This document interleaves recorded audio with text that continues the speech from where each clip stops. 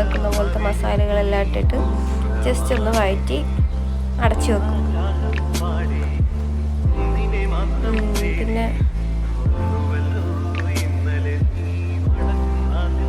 പിന്നെ ഈ ചിക്കൻ നന്നായിട്ട് കഴുകിയെടുത്തിട്ട് അതും അതിലോട്ടിടും.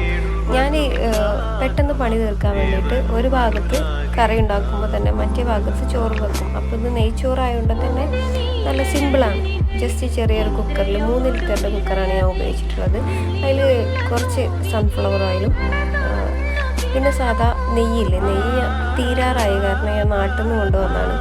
ഇവിടെ ഇതൊന്നും കിട്ടൂല, നമ്മളെ നാട്ടിലെ നെയ്യൊന്നും ഇവിടെ കിട്ടൂല. ഇവിടുത്തെ നെയ്യൊന്നും ഒരു ടേസ്റ്റ് കുറവാണ്.